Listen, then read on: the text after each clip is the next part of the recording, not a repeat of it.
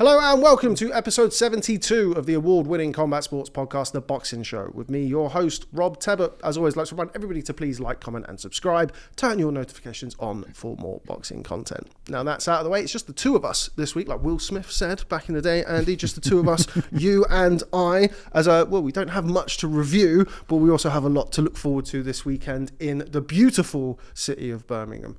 How are you, mate? Yeah, very well, thanks. Very well. I had a nice weekend. Did Box Nation on Friday night, which was good actually. It was a good show. They put together a good run of shows the last few weeks. We got another one on Sunday, December the 8th, and two Albanians topping the bill: Alban Bametta at light heavy, and then Big Nelson Husa, a heavyweight, at the top of the card. And they sold the place out, as is the way with Albanians in London down the years. You think about Krejnik Kato back in the day, Thoria Marku more recently. Albanian boxing fans who live in London really come out, and it made for a very, very good atmosphere. Good show, some good performances. Thoroughly enjoyed it, and then had some family stuff over the weekend. A 1-year-old's birthday party, I went to that, which is chaos. And then Nigerian do last night. So good, what variety that, isn't it? Yeah. How about that for a varied social life? Albanians' first-year birthdays and Nigerian do. That's it. I suppose. Box Nation doesn't really count as my social life, but work kind of is for me in a lot of ways. I'm lucky. I get on with the people I work with, and it's that's one of the best things about it. Actually, you see people, have a chat. My wife doesn't watch this, so it doesn't matter. Arrive unnecessarily early.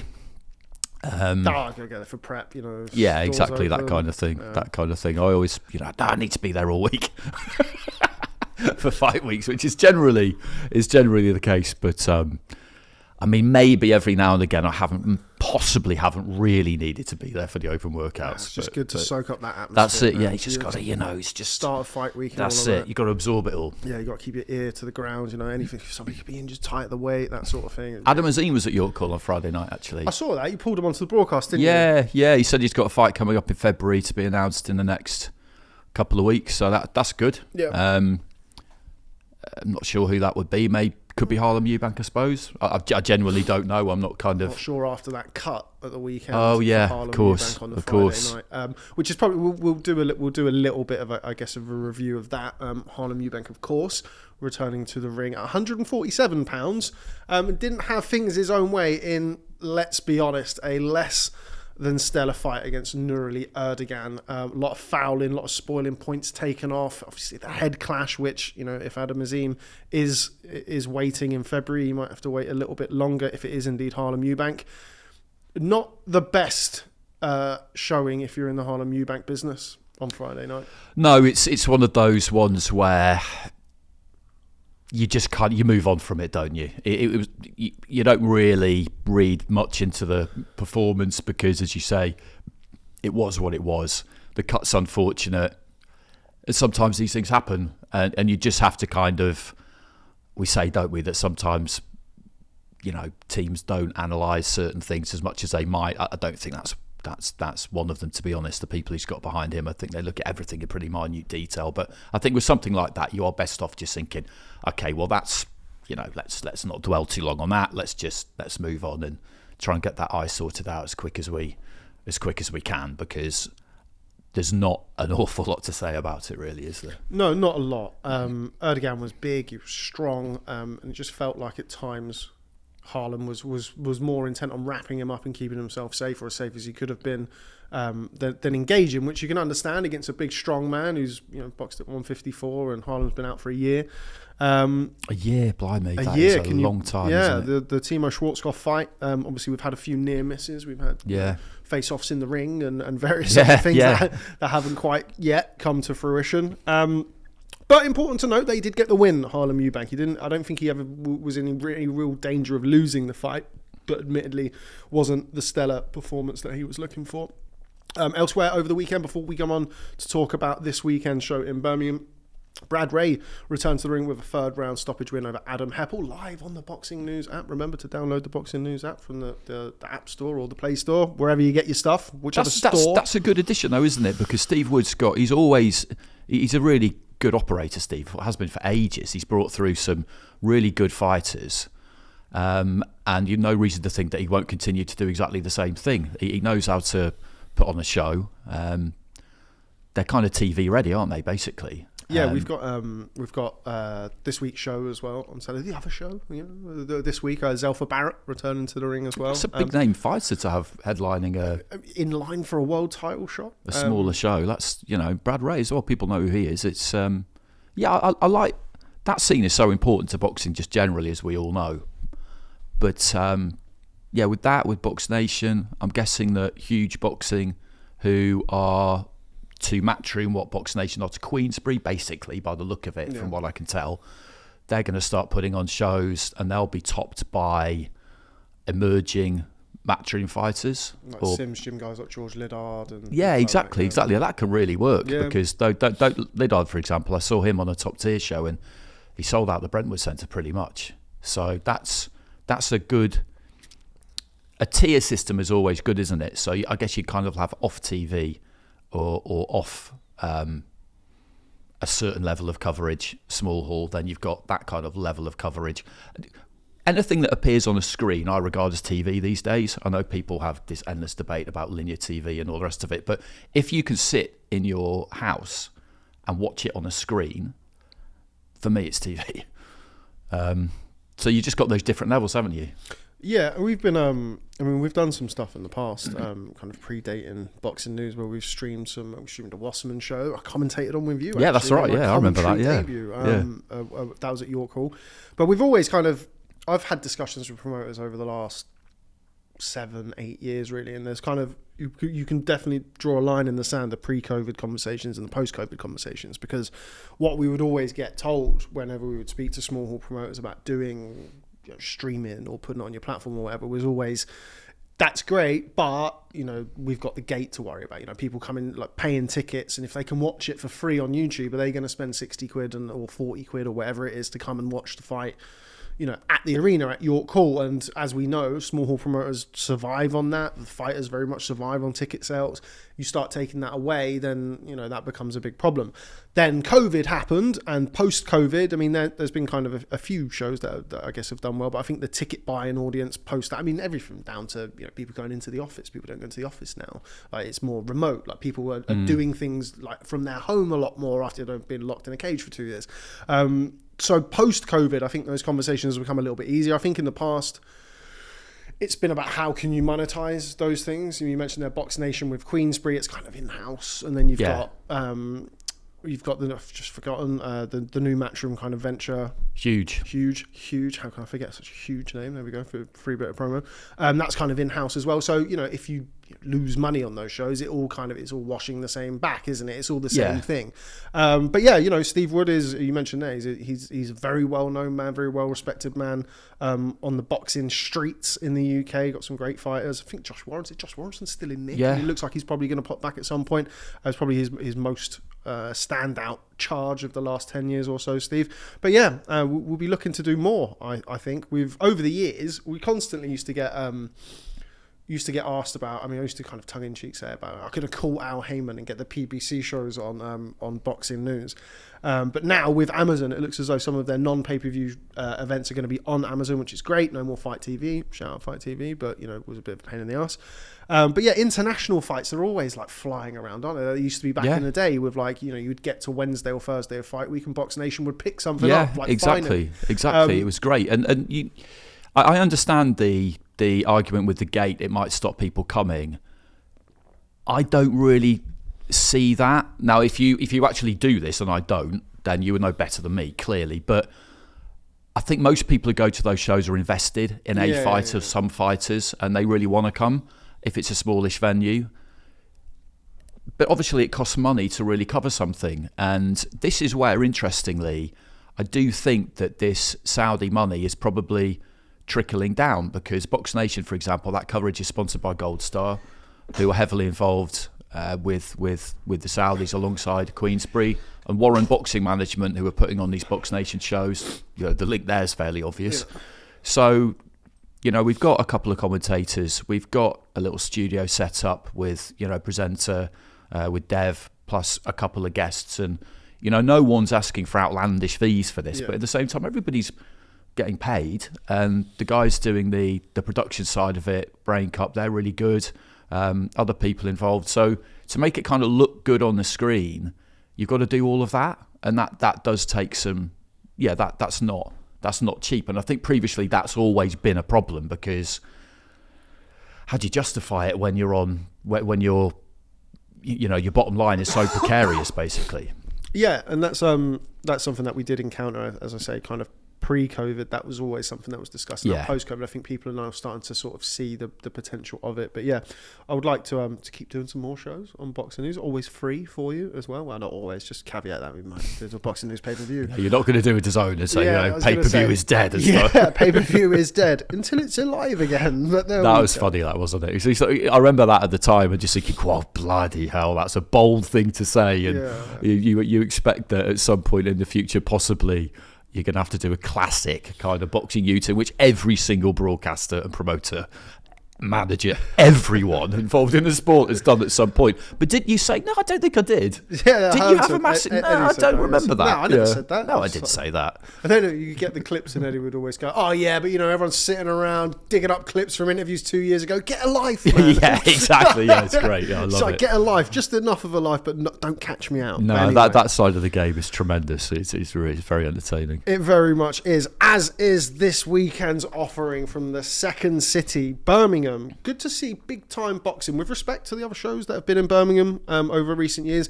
Back in Birmingham, and we have a big fight: Sonny Edwards versus Galal Yafai for the WBC interim flyweight title. Fantastic fight, and again, just starting off with, I guess, boxing returning to Birmingham. It is not disrespectful to the Midlands, but it's a bit of a sleeping giant, isn't it, in British boxing, Birmingham? Yeah, I think it has been. And Resorts World, we haven't been there that much with Sky, but we went for one at the end of May last year, so that's a while ago now. And we all came away from it thinking there's something to be really done here, because Resorts World works. The train station, it goes straight into it. There's a few different hotels. It is what it sounds like, Resorts World. It's like a mini resort, so you can do all of your stuff within walking distance. Press conference, weigh-in, fight night. It's a really good venue. You can kind of tailor it to how big you want it to be to an extent and make it look good on screen. But people want to come and watch boxing there, and there's quite a lot of fighters who are local enough to it that works too, because it is in the middle of the country and it is pretty easy to get to. So you don't have to be from the actual city itself. The catchment area is quite, it's quite vast, isn't it? And we've seen some good ones from there. And it is good to have other cities outside of London pop up and become a bit of a hub, because these things tend to go in cycles a bit. Sheffield, Manchester, Liverpool, they're always going to stay pretty big, but they've had their individual spells where they've kind of been the go-to place. Maybe Newcastle as well, to an extent. Just the more the better. The more of a habitual thing going to the boxing becomes for the more places in the country, the better it is for all of us, because attendances matter. They do matter, and you don't need to get. Everybody talks about stadiums, and that's great. And if you could bang out the O2 or the Manchester Arena, it looks amazing. But if you know how many tickets you're going to sell, or roughly, and promoters are very good at knowing, pick the right place, fill it out. And if you can do that with, I think personally, like 4,000, 5,000 is a really healthy crowd. You can make that look really good. Anything above that, and you're flying, really. Yeah, I mean, it's going to be interesting to see how packed out the arena is this weekend, purely by the virtue of, obviously, you've got two flyweights. It's always important to point that out. These aren't heavyweights. They don't carry that crossover appeal. Even somebody in Galal Yafai, who's obviously an Olympic gold medalist, I had this conversation with somebody yesterday when they were talking about I guess popularity and ticket selling of the 2016, 2021, 2020 Olympians compared to London 2012. And I always say, like, the big outlier was that it was a home games. Yeah. Everybody got to see that. I mean, idiots like me and you got to watch Joshua Buatsi in the middle of the night when he was boxing in Rio, or watch Ben Whittaker in the COVID games when no one was in the arena. But outside of that, they don't come with that sort of acclaim and fandom as, you know, an Anthony Joshua did. Even somebody like Luke Campbell, who was able to build so well in Hull. I mean, obviously his bigger fights came outside of there, but he still had a big show at the Ice Arena and whatever else. They were able to build that kind of local hub, you know, get your gold post box and all that stuff. That's it. Which is always, no one will ever convince me that isn't the way to do it. When you've got someone like Joshua, it is different because super heavyweight gold medal.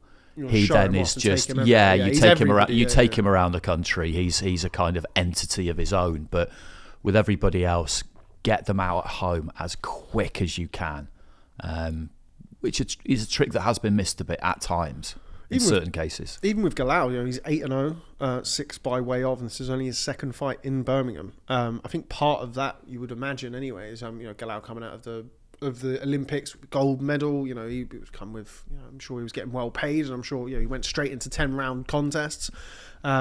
So I mean, he popped up in Madison Square Garden, popped up in Abu Dhabi on some of the bigger shows as an undercard slot, rather than, you know, headlining in Birmingham and trying to generate all of that behind him, which I always found quite interesting. It'd be interesting to see what Matchroom do with Pat Brown. You know, I mentioned Pat because they announced it today that they're signing him, and they're really making a thing of it. They're really getting behind it. Teaser, like a few days worth of teaser. One of the next stars of British boxing. You know, the glory days coming back to Manchester. There was a picture of him last night outside Old Trafford. With Old Trafford in the background. They're doing a Q&A with him Tuesday night this week, and I'm all for that, because you do have to try and build people, and he is good. How good? Who knows? No one ever knows at this point. But at the same time, it makes sense to me to look at someone who's died in the wool from a place, who's got that kind of like everyman appeal. I guess I don't know him, but from what I'm told, he is that kind of down to earth guy, whereby you can get a bit of momentum building behind him. And sometimes people can be quite compliant if you just tell them, "Oh, this is the guy. You need to go and watch this guy." Sometimes they'll just say, "Oh, okay then." And then they just start doing it without really questioning why they should be doing it. Doesn't always work. It just taps into that tribal element of football, doesn't it? And football and sport in general, should I say. You get him running outside Old Trafford, and all of a sudden there's people there who... This is old school promotional stuff, but it works, doesn't it? And there's a reason why they keep doing it. That's it. Exactly. But yeah, I mean, a good fighter, was eliminated by Kino Mercado. It was a tough draw, that. Yeah, Mercado, certainly over 3 rounds, very slippery. Yeah, very he won long. The final round. He had a good final round. Really he actually boxed really pretty well in that fight, I thought. But that was a hard draw. But does look like the type of fighter. I mean, everyone loves it now, don't they? But he's got more of a pro style. Say about anyone who loses a fight in the amateurs, regardless. Exactly, but you know, he's more of a pro style. But he does look, you know, he does, like somebody who has a little bit more of a pro style. But on to Sonny Edwards and Galal Yafai. I guess it's a fight that we've all wanted to see, Edwards versus Yafai. It's just sometimes it's been Sonny Edwards and sometimes it's been Cal Yafai. I mean, Gamal's been getting involved as well. But one of the things I spoke to, Sonny did a column for this week's Boxing News, available tomorrow or Wednesday. And he basically said, you know, this is a fight that has been building for a long, long time. It's called Bloodline for a reason. Yeah. It goes back a long way, doesn't it, between the Edwards and Yafai clans? Yeah, it does. It goes back a really long way because...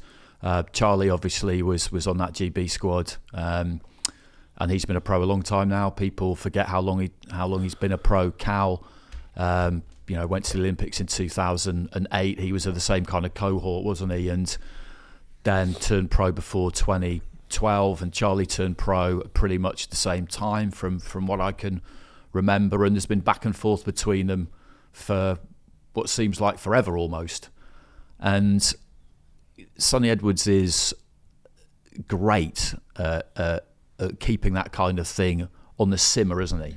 He's really, really good at that. I don't quite know. I can't quite work out what the relationship is between the two Edwards at the moment, or what it's been over the last 2 or 3 years. It's not really important in some ways for us, but even that in itself kind of piques your interest slightly, because you just think, are they playing a bit of a game here, or did they fall out and now they've made it up, or what's going on? It's an interesting one. But Sonny Edwards just wants big fights, doesn't he? And if you were to look at this in kind of strict terms, he's the one with everything to lose here, isn't he? Because he's been a world champion.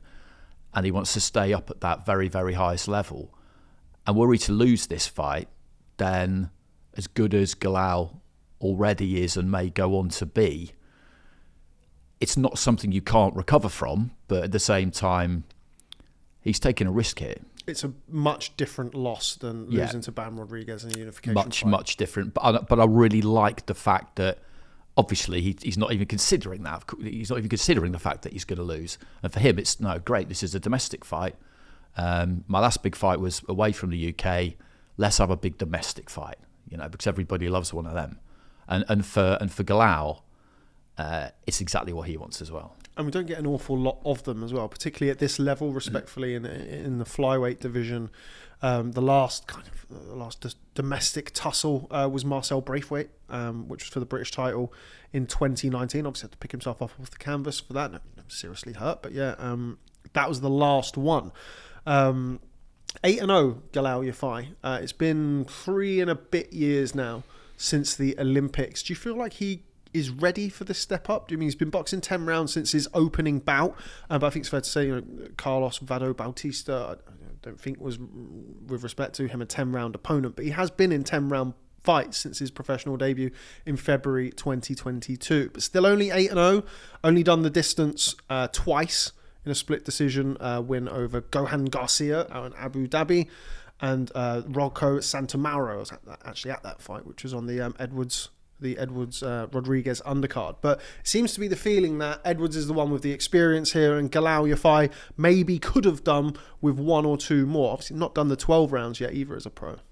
No, that's true, but I think sometimes you have an opportunity and you just have to take it, and maybe in an ideal world you would have done this or you would have done that, but he's ready enough. I think he's ready enough. So I don't feel like there was any decision to be made here. I think as soon as they were offered this fight, it would have been an immediate yes from all concerned, because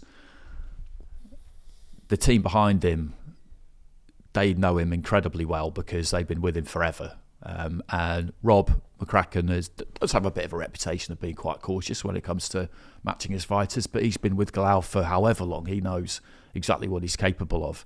And I think they will look at this fight, although obviously no one ever speaks this aloud, they will look at this fight as being one of those ones where, so long as you live with Sonny Edwards, win, lose or draw, it's not really going to do him any harm, is it, Galal Yafai, so long as his performance is of a certain standard. Say it goes the distance and he maybe, I don't know, runs out of gas a little bit towards the end and gets and loses on points, but it's close enough.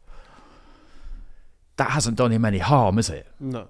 That's not what he's thinking. Obviously, he's thinking he's going to win. But the people around him, I think, there's no such thing really in sport. There's a no-lose situation. Quite literally, there can never be a no-lose situation. But you know what people mean by it. You don't ever want to take a loss. But at the same time, I feel like for them, this is one of those scenarios where so long as he doesn't get given the complete runaround by Sonny Edwards, which is always possible, but which I don't think will happen, then his stock isn't going to fall, I don't think. Sonny Edwards in the past he's made a point of winning 7 rounds and then kind of negotiating the rest of the fight, really. The Felix Alvarado fight, he did it pretty much as well as you can, where he got 7-0 up, and I actually gave Rosado the last 5 rounds of that fight.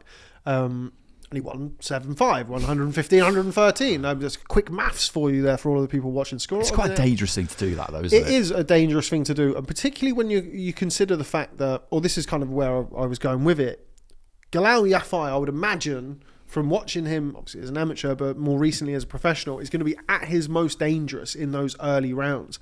How important is it for Galal Yafai to not find, as important as it is in general, but specifically as pertains to this fight, that he's not 5-6 rounds down at the halfway point? It feels like Galal Yafai really needs to make a dent early. He needs to make an impression on Sonny Edwards early. Yeah, I think in any fight, basically, we kind of look at what we think the dynamic will be, and that it's exactly that. You know, he can't afford to find himself down halfway through, but you have to be confident enough when you go out there that you are going to try and impose your game plan, whatever it may be, on the other person. And a dangerous game plan is to bide your time feeling like it'll be yours in the second half of the fight. Macklin says this constantly when I'm commentating with him. That's fine as a tactic, but you've got to take something out of the other person by the time you're at halfway. Otherwise, you've just given them 6 rounds, because there's a certain tempo, particularly if you're allowed to set it yourself, that a professional boxer can box out for 30 rounds. You know, Barry talks a lot, doesn't he, about how boxing at the other person's pace, whether it's fast, whether it's slow, whether it's a mixture of the two, is much more difficult than boxing at your own pace. Like, if your own tempo is naturally really, really high, but you somehow manage to get talked into boxing at a slow tempo by the other fighter because in your head you're thinking, okay, I don't want to go off too quick, then that can really mess with you. So you've just got to be positive. You've got to be positive. You can't be thinking too much about what the other person will do. You'll have an expectation of what the other person will do, but on the night they might do something completely different. That's always got to be in your brain, because at that level it is always possible. We see it sometimes where somebody comes out and does something that you're really not expecting. So the mentality has to be, never mind them, I'm going to go out, this is what I want to go out and do. And he does have to start positive. I think he definitely does have to start positive. He's not going to be running across the ring throwing bundles of punches, but you want to impose yourself on the other person, because if you can do that early on, that initial momentum grab, it can be difficult to turn it around. For whoever you are, it can be hard to turn it around. And I think these are 2 high-level guys. So even though Sonny obviously is, he's been at world level for a good while now, and Galal, 2 Olympic Games, Olympic gold medal, boxed quite a lot of WSB actually. Yeah. He will be confident that he can impose himself on his opponent. It can't be let's wait and see what he does and then we'll try and respond to that. I don't see him really doing that. That's something that you mentioned there about the WSB experience. It's something that Sonny Edwards mentioned in his column. Was like, I don't want to hear people say that he's not experienced, that he's not this. He's like, he's a 2-time Olympian, Olympic Games gold medalist. He was one of the best WSB fighters. He's like, when I beat him, I don't want everybody to say it's too soon. And so I appreciate that's what we've started off at. So hello, Sonny. But it is. He's right though. He's right. It is a good point. Yeah. He's completely right. It's a funny one, isn't it? With elite level amateurs or anyone with a long amateur career, people can either tend to maybe put too much stock in it, or not nearly enough. Totally dismiss it. And as is generally the case, the real measure of it lies somewhere in the middle. But for years, he's just been boxing really, really good fighters. That's what he's used to doing. And really, really good sparring and tough international training camps and all of that stuff. So he's been at a very high level for what will feel like forever. And he won't feel like Sonny Edwards can show him anything that he hasn't seen before. That is just how he'll look at it. Another one of the big factors going into this fight that I put to Sonny Edwards, and I'm sure will be discussed on several times throughout fight week, because we all love it. Bit of sparring stuff. Bit of sparring. How he got this? How he got that? In all seriousness, I did put that to Sonny. And again, it kind of goes back to, there's not too many, world-class, elite-level flyweights in the professional code in this country. That's just, a fact. So when Galal has, from Sonny's experience, when Galal has needed sparring, in the early stages of his career, where he kind of says, he's like, I can't remember. The last one was probably about a year ago. So it's still pretty... That is still pretty, in the not too distant past when you're preparing for a big fight. But they have done hundreds of rounds together by their own admission. Of course, they have like an amateur rivalry that goes back a long, long way. But they are very familiar with each other. Who do you think that favours in this fight? Because we've seen people go in there with Sonny Edwards and they're a bit... Kieron was somebody who was just a bit bamboozled by everything. He just couldn't understand what he was seeing. We've spoken about it in the past. Lawrence Okoli is a good example of somebody who, when you're in there with them, it's quite different. Galal has that experience of Sonny Edwards and the boxer tricks that he has, and on the other side of things, Sonny Edwards has been in there. He's felt the power of Galal Yafai, admittedly not in 8-ounce gloves, but still... Who do you think it favours more, the fact that they are so familiar with each other, or does it not favour them? I don't think it does. I don't think it favours either one of them overly, because stylistically, it's not like one of them's a Okoli. And that was a big thing for Chris, wasn't it? Chris Billam-Smith, and he happily admits it, that what he had that other people didn't have was a familiarity with that style, and that was something that people had really, really struggled with. And was just the epitome of something that once you encountered it, was much more difficult to handle than you imagined it would be, even if you imagined it was going to be difficult.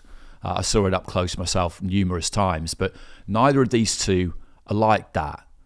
So I don't feel like either one of them will think that overall they had the better of the spars, therefore that's going to give them an advantage on the night. Because what you've got here are two really experienced fighters. Like you say, he may be 8-0, but as we just said, he's been boxing at the highest level as an amateur for a really, really long time. So I don't think either one of them will read too much into it, to be honest with you. It'll be interesting to see how they are around each other during fight week, whether Sonny will... What will interest me is to what extent will Sonny try and see if he can upset him mentally and cause him to waste some energy that way, or whether he just kind of won't really bother because he knows that it won't really work, and if anything it might just take a bit of his own energy. That battle I always find quite interesting. It doesn't necessarily have too much of an impact on what's going to happen on the night, and that's just the point really. It's when you've got two people who just think, I'm not really going to be able to upset you. You've been doing this too long, so I'm just not really going to bother. I'm pretty sure you're not going to bother either. This just all comes down to what happens on Saturday, because neither one of us is really going to fall for any of that. So I'll be quite interested to see how that goes. Yeah, and it's worth pointing out there is a lot of respect openly from Sonny and Galal. I mean, Charlie Edwards and Cal, I think they've still got their thing, because that is obviously the one that got away. That was a fight that was discussed for a long time. I think when Charlie Edwards was the WBC flyweight champion and Galal was the WBA at super flyweight, and obviously Charlie had boxed at super flyweight before that, hadn't he? He moved down and won the world title against Christopher Rosales, who actually ended up... I don't know, did he win it against Christopher Rosales? Yeah, he won it against Christopher Rosales. Yeah, he did, yeah. Who, interestingly enough, just boxed Kenshiro Taraji for the vacant WBC title. Taraji won, who will now face the winner of Edwards and Yafai. We could have got Edwards Rosales too, although different Edwards. Yeah, different but yeah, Edwards. it'd be interesting to see the camps, I think, because Charlie's not short of a word or two. Gamal has kind of, these are all lovely people, all lovely, but put them in, and obviously they're fighters, aren't they? And it's also a lot of there is a lot of family pride at stake here. There is. And with Sonny as well, like, you know, he might try and blindside Galal during the week. You know, this is a big fight build-up. You've not really been in one of these before. You've been around big fight weeks, fine, but it's not the same. We're top of the bill now. He might try something because he's walked this walk a few times now. He's comfortable with it. It is interesting the way he kind of thinks through basically every single thing that he does. There's a reason, I think, for every single thing that he does, and he thinks carefully about all aspects, and he has done right from the beginning. I remember me and Matt getting him on our podcast, Matt Macklin, a good while ago, because I was thinking to myself, God, it'd be really interesting to get somebody on who, at the start of their career, really had to kind of like work to get the platform that they wanted, and how did they do that, and how did they sell themselves? And I thought, Sonny Edwards would be good, and he was great, and it was just really obvious that he puts an awful lot of thought into everything that he does and everything that he says. And again, as all good fighters are, he is grounded in reality. I remember him saying to us, look, I'm going to get to world level. This was before he won his world title. I'm going to win that fight, firstly. I'm going to get to world level, and then that's where I'm going to stay. When you're at that level, I probably am going to lose at some point, because that's just life in elite level sport. He was talking more about how those defeats, however many there would be, and he wasn't entertaining the idea there would be lots, but they would probably be close fights, goes to the cards. Some you get, some you don't. I don't think he ever really imagined what happened against Rodriguez happening to him, but then again, he is that bracket of fighter who doesn't come along all that often. No. And he does seem to have recovered from that fairly well. But just his view of boxing in the round, I just remember sitting there listening to him and just thinking, okay, yeah, this is interesting, because whatever happens to you during the course of your career, I feel like you've already thought about it. Not like willing it into existence. There's a difference, you know. Sometimes people talk about imagine it, believe it, and make it happen. And I've butchered that phrase completely, and I understand what they mean by it. Were you quoting Tunde Ajayi here? Tunde Ajayi, dream it, believe it, become it. Yeah, and it's a secret and all of that stuff, isn't it? And I get it. I completely get it.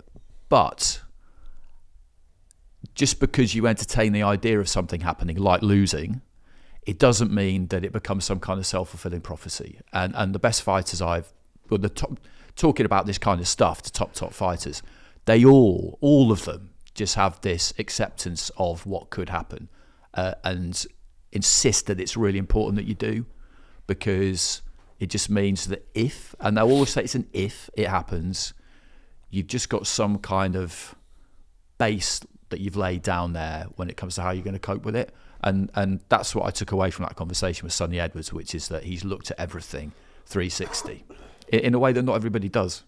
Yeah, and not everybody means it as well when they say it, and you do get the impression from Sonny Edwards that he very much means it or meant it when he said it. And you look at the performance against Kieron, it was in the same, not the same arena, but the same part of Arizona. It was both in Phoenix as the Rodriguez fight. You would have thought, if there are any ghosts or any demons in there, he boxed really, really well in that fight. I felt, and like he almost probably chose that.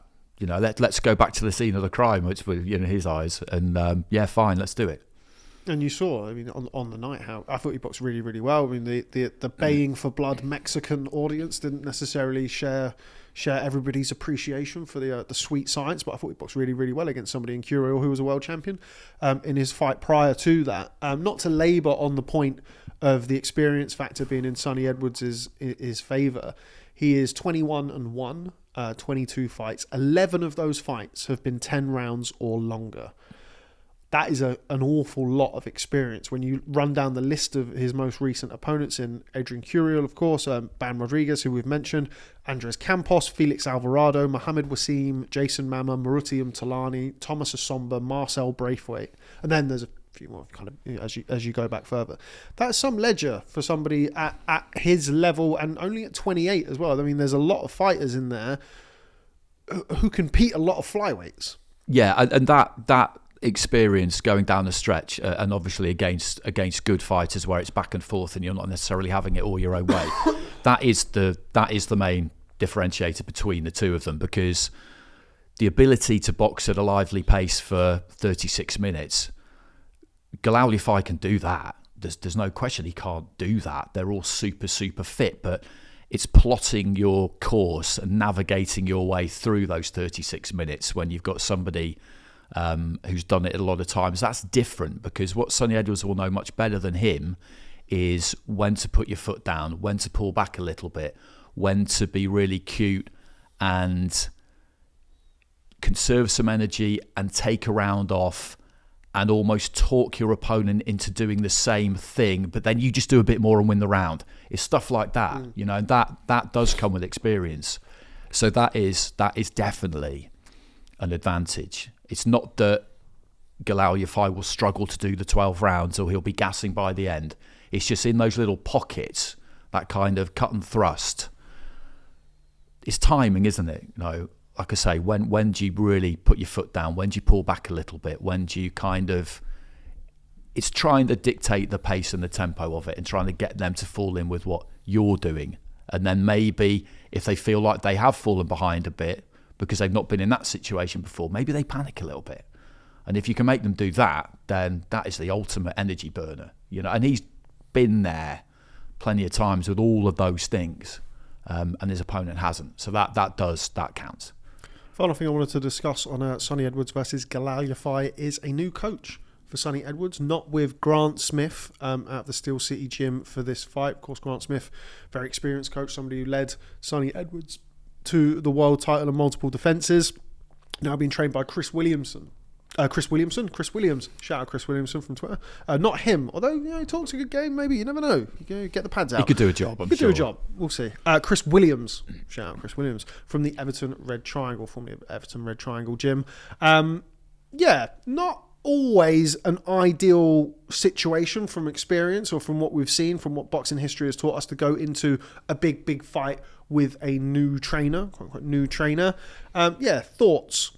Yeah, I was surprised because it did seem like they had that kind of unbreakable bond, and just him and the gym in general. You know, I've been down to that gym actually, just the once, and he'd finished Sonny, but we're down there to see Dalton.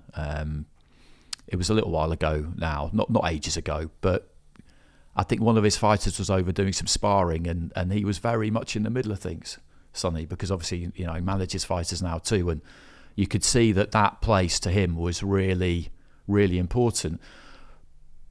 But sometimes you feel like you just need a change. You need to freshen things up. You've been listening to the same voice, doing the same things for a long time, and it's not like there's anything wrong. It's not like you've had some massive falling out. I don't know the ins and outs of it, but it can just be that you feel like you need just to hear a different voice. It can be as simple as that. And he's not.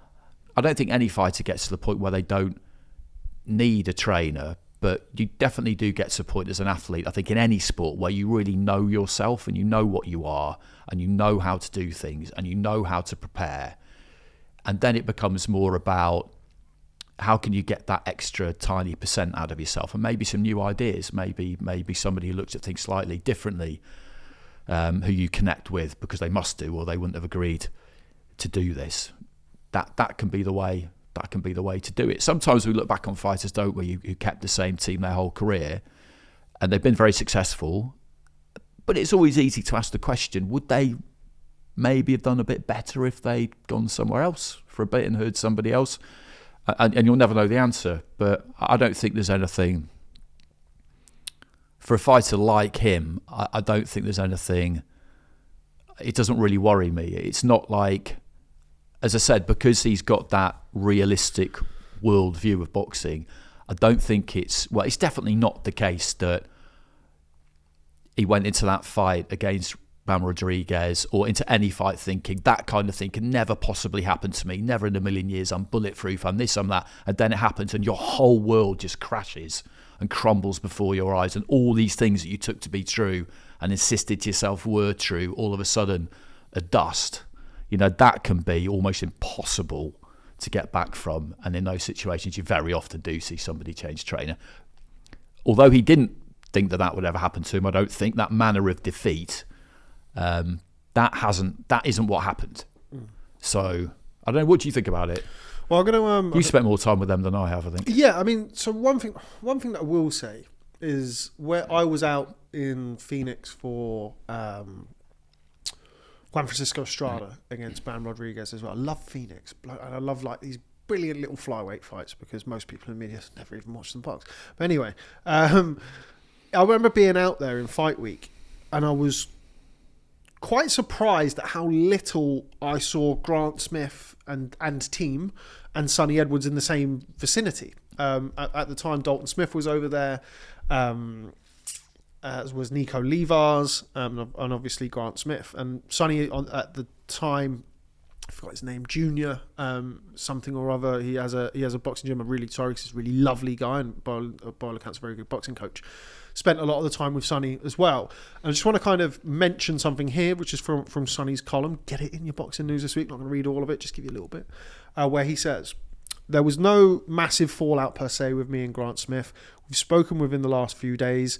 I believe he's going to be at my fight, so there's no issues. I'm going to skip forward from some of it. Kind of pertinent thing here, I think. I think more of the questions and answers were for me in my head. I realised who I was becoming in boxing rather than just Sonny Edwards the boxer, and without meaning to, it caused some tension and some friction to those close around me. It was more that side of things I needed to get away from rather than anything tactically or anything untoward.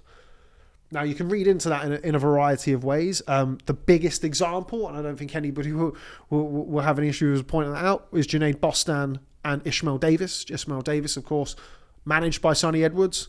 Junaid Bostan, training partner, gym stablemate of Sonny Edwards. There was a big hoo-ha and back and forth about that being ordered with the board, and then you all of a sudden get Sonny Edwards, as he's mentioned there. The boxer hat comes off, the manager hat goes on. I can't imagine that would have been... No, that won't have been easy. No. In and around the gym, to say the least. No. Well, he's probably just... You'd reach a point maybe where you're actually just too invested in that one place. I mentioned how kind of like central he seemed to be and how Like that was very much his world when I saw him down there. And yeah, but that's probably the issue there, isn't it? That you need to be a little bit more, you need to have a bit more distance, because waters can get a bit muddied, and with a new trainer, it's much easier to achieve that. Yeah, and I think that around, the reason why I kind of mentioned that in correlation to being out in Phoenix was around the time that was happening. That was a lot of, social media posts back and forth between. Yeah. And if it's not a good situation or an easy situation for Junaid Bostan, for Sonny Edwards, or indeed Grant Smith. But you could just imagine what that's like when you're out trying to prepare a fighter, and he's currently arguing about another fighter. Grant Smith is, as a lot of top-level coaches are, very invested in their fighters. He's known Junaid since Junaid was a small child. He's taken Sonny from the amateurs to the world title. It's those things can't be easy for a coach to have to navigate and work through. So I kind of felt like things, I wouldn't say weren't right, and obviously we saw him the night. Fantastic performance from Sonny Edwards. Grant still worked the corner. You could just see there was a bit of a glitch in the matrix there. And when adding that together with everything that we were seeing publicly, and then of course, this is the first time I'd heard this from Sonny's mouth kind of publicly, where he'd mentioned that, it does make you go back and think, yeah, that probably wasn't the easiest situation to navigate. And if that sort of stuff spills into camp or spills into preparation for either fighter, he's done well to sort it out now. Then and it's good that it's happened. Well, it is. It's good that it's happened now, and there's no kind of ill work, because again, kind of disregarding the person that I think we both think that Sonny Edwards is. If things didn't go his way against Galal Yafai, you can't then turn around and look at your camp and think, well, this didn't go well and I didn't do that. It's probably best. Yeah, at this or stage, I wanted to do it like this. You said no, but and you look can at what retain happens, that respect and retain that appreciation. And you can all for walk each other, away. which is You good. can all walk away. Maybe it's a little bit awkward the first 2 or 3 times you see each other afterwards, but that doesn't last too long. And then actually you are just what you always were in the first place, which is good close friends. And that's these things often don't go that way. They really often don't go that way. But if it can go that way, like anything, you need to get to it quick, don't you? You need to realise what's happening. You need to recognise it and deal with it. And if the way to deal with it is that you part, then that's the best thing to do, because what you can't do is just stick your head in the sand and just hope that this kind of car crash that is coming won't happen, because it's coming. You can see it's coming. You're speeding down the road and you can see it's coming. So rather than just kind of wish a different existence, you need to just, you need to meet it. You need to meet the problem head on. Yeah, I think they've worked a couple of corners together since, because obviously Sonny's part corner man as well. So they've had that kind of, I suppose, awkward encounters. But if you're Galal Yafai, you're looking into that and you're thinking, you are. I mean, it's hard if you're Galal Yafai, you're looking at it. You're not putting an awful lot of stock into it. But you're thinking to yourself, it's unlikely to be a positive necessarily. It might not make any difference to anything, but it's not like. But I guess that's the point. It's not like he's not some kind of young fighter who's searching for his identity, is he? He knows exactly who he is. So I don't see it having too much of a bearing. No, and again, kind of going back to the fight against Adrian Curiel, like, not that I saw anything wrong per se, but I expected to see them more together, really, realistically. And obviously, kind of in hindsight, and then you think about what was going on publicly between Junaid Bostan and so you thought it was a bit odd at the time, did you? It's not like I remember thinking at the time, like, where is everybody? Where's your coach? But again, it was on the night and everything that they ended up. Grant worked the corner. He boxed really well. Grant was the lead in the corner. But I remember thinking at the time, where's your coach? And is this something to do with what? I mean, it was something that was kind of rearing its ugly head at in inappropriate, inopportune time. If you're in the Sonny Edwards business, you've got Adrian Curiel is a good fighter. You've just come off the back of a stoppage loss. I remember thinking, but it all obviously worked out on the night, and it just. I think when you get to a certain level as well, you do need the gym atmosphere is great, and you have that camaraderie, and it's a really lonely individual sport, but you can get that togetherness in the gym if everybody there brings the same energy, and the trainer obviously will be really careful about that kind of thing, and you can really use that. But then maybe when you get to that point where you're you're really experienced and you know what you need, and maybe you don't really need that so much anymore, although you enjoy it and you're beginning to do different things. It makes sense to me that at that point you might think to yourself, okay, maybe it's better for me now to have somebody who is solely focused on me, because, you know, I'm aware enough that even though I'm the biggest name fighter that he's got, Grant Smith, it can't be the Sonny Edwards show. And it's not really an ego thing. It's just that I've got to this kind of level. He's got other fighters he needs to give his time to. They're coming through. I think it's better for me if I just form an alliance with somebody for whom I will always come first. Because if you're in a stable, that can't happen, can it? No. But yeah, I agree with you. I'm not sure it's going to be something that really does negatively or indeed, you know, positively impact on Sonny Edwards' performance, because I think whatever was going on, or if indeed there was something going on in his last fight, he boxed really well on the night, you know, and against a very good fighter in Adrian Curiel. But yeah, again, just to reiterate, really nice to see that there appears to be no ill will, because it would always be a shame when you consider that the amount that they achieved together if things would have gone sour, and as we know, it quite often can be the case. Okay, elsewhere on the undercard, we are going to start with the return of Conah Walker against Lewis Ritson. Conah Walker, of course, had that fantastic fight against Lewis Crocker last time out, a fight that many people, myself included, felt he probably did enough just to edge, but he returns against Lewis Ritson. Good fight for Conah Walker to look good in here. Admittedly, Lewis Ritson did show that he had plenty left against Paddy Donovan, but you'd expect, and certainly in my opinion, that the natural size and really tenacity of Conah Walker, who's really shot up from that win over Cyrus Pattinson, may be a little bit too much for Lewis Ritson on the night. Yeah, I think that's generally what people are expecting. Lewis Ritson's a really interesting one for me, because you look at what he's gone through in boxing over the last few years, and he's experienced an awful lot, hasn't he? Because I remember him just blitzing his way to that British title, appearing not unknown by any stretch. He won the British title in like 4 minutes or something, didn't he? Yeah, like, outright. Yeah, he did it really, really quick. He turned up against Robbie Barrett. He'd been kind of looking for that opportunity for a while, and I always just remember during fight week, his team was super confident, and it was a confidence that you found completely convincing. Yeah. He was really, really good. And then they were looking at him, you know, boxing at St James's Park in Newcastle, and there was a lot of big talk, and correctly, because he'd done everything that had been asked of him. You never know how far someone's going to go. You know, we always say it, but it's true. And then the defeat against Patera just kind of set him back a bit. But he's continued at a very, very respectable level, more than respectable level since then.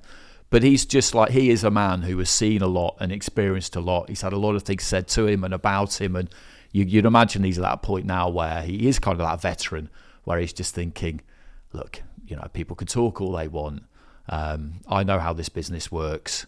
And he'll have prepared well and will be very confident at bringing a certain level of performance. It's just whether that's enough against someone who is not him a few years ago necessarily, because his career hasn't been like that, but who was on the rise. Yeah, very much so. Somebody on the rise. And yeah, you mentioned there about Lewis Ritson. You know, he's at the stage of his career where he understands where the game is and where he is. He knows what the plan is here. Yeah. You know, he's not. Yeah, he's not. He's been on the other side of this not that long ago. It'll feel very like. Much so, and I feel like he was in the very similar position last time out against Paddy Donovan, and I think a lot of people expected Paddy Donovan to make much easier work of Lewis Ritson than he did. Obviously, got the stoppages as the fight wore on. That natural size of Paddy Donovan, who's not a small welterweight, and obviously we know that Lewis Ritson did most, if not all, of his best work down at 135 pounds. But he'll be fancying his chances of certainly being competitive against Conah Walker. But Conah Walker, I'm really, really intrigued to see him, because he's really taken every opportunity that's been given to him over recent times. He had that brilliant win over Cyrus Pattinson, which was a fight where, if you remember, Lewis Ritson was sat ringside in a Newcastle shirt, because Lewis Ritson was going to be facing the winner, Cyrus Pattinson, which was the hope at the time, of course. Best laid plans and all of that stuff, in the Northeast. Which would have been a big fight, but Conah Walker obviously had other ideas on the night.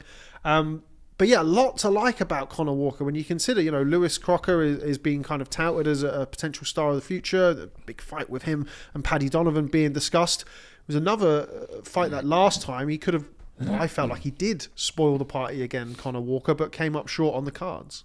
Yeah, he did, and it's one of those ones where it's not ideal for him, and obviously I'm sure he felt that he won that fight. I thought it was a very close fight.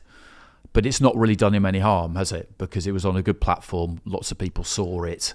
And people will have walked away from it with their estimation of him having increased. And that's definitely what's happened. And I think this is kind of an ideal situation for him now. He's been rewarded for that performance with this. And would this not have been what you would have chosen to do with him anyway if he had got the decision? Very possibly. So in a sense, that result hasn't really had too much of an impact on him, which is a good thing. And he's a TV friendly fighter, isn't he? He certainly is. And that is, you don't have to be, but it definitely helps. It definitely does help, and particularly when, I think people are getting less infatuated now with the unblemished, the perfect record, the 19-0 with 16 knockouts. I don't think people are as hung up on that over recent years. I'm talking about in the last 2 or 3 years, because we kind of had... I think so. We had that kind of big surge, didn't we, of like the unbeaten, the this and the that. And I don't know whether or not COVID, like there were, I don't think it was necessarily the murderer's row of matchups that promoters made out it was, but it was good though, wasn't it? More competitive. Yeah, there was more of an onus on that. I think Eddie was quite careful with fights. was quite careful with the catchphrase when we did fight camp and stuff. It was fights. No easy fights, yeah. And that was absolutely true. It wasn't saying everything was 50-50, but he was saying no easy fights. And promoters have tried since COVID to keep that going. I think they have as much as possible, but other considerations come into it. You sign a fighter, big reputation. You can't be putting them into... You've got to build them. You've got to get them the experience. There's a way of doing things. So you will have a certain number of fights where you do know that the left-hand side is going to win. It's just a question of how good they're going to look and how comfortable they make it for themselves. And that's fine, because you can ruin fighters by throwing them in too deep, too early. But I think overall, people have tried to make the matches as competitive as possible, where possible. And if somebody's already lost that sort of earlier in their career, then, it makes it a little bit easier probably. Yeah. But you can still hype the life out of a fight between two fighters who are both undefeated. But that, I think, hopefully now is really for that mass kind of more casual market, where you look at the greatest example is always, I think, Hatton and Mayweather, isn't it? Or what were they, 38-0 and 43-0, undefeated, massive fight.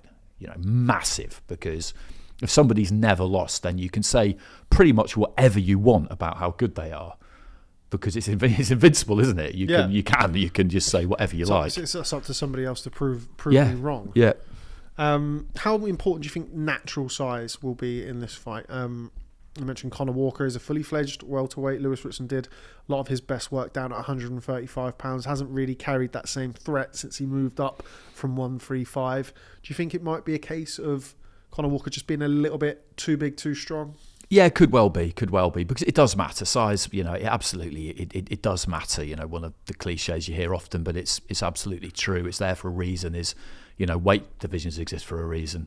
And it might not seem like that big a gap between them at times, but it depends what end of the scale you're at. If you're boxing at a weight and you make that weight comfortably and you weigh in, and then the next night you're only a few pounds heavier than the limit and you're up against someone who has to work hard to make that limit, and then the next night they're 10-12 pounds, maybe a bit more than that sometimes, heavier than that limit, then essentially you've got two people in different weight divisions up against each other, which is it's kind of one of the problems, if you like, of the sport, which it's always going to be really difficult to do that much about, but you're up against it if that's where you are. Similar to what we were talking about earlier with Lewis Ritson being on the other side of it. 'Cause remember him at lightweight when he was having to kill himself to make lightweight. When he would get in the ring, it'd be like, whoa, what the fuck? Like, where is this guy supposed to be? So it is very much kind of another instance of him being on the other side of things, and it's the cruel reality of the sport. You know, it's one way on the way up, and it's another, with respect, on the way down. Okay, up next, a fight that I'm very much looking forward to, as I'm sure you are too. Quite the step up for young Kieron Vuong as he takes on Gavin Gwynne over 10 rounds. Raised one or two eyebrows, this one, for Kieron Vuong. Obviously a highly touted prospect from the northeast of England. Gavin Gwynne obviously was handled in quite spectacular fashion by Mark Chamberlain down at lightweight, but always looked like a big boy, making £135, now up at 140. But this is a big step up for Kieron Vuong, isn't it? Yeah, it is. It absolutely is. And I saw him during fight week, Wembley Fight Week, when we had some fights on the open workouts, Kieron Vuong, and that was the first time I'd seen him in the flesh, and I liked him. I thought he looked good. I thought Joe Underwood-Hughes put up a really good performance himself that night, hung in there. But Vuong, you know, I'd heard quite a lot about him.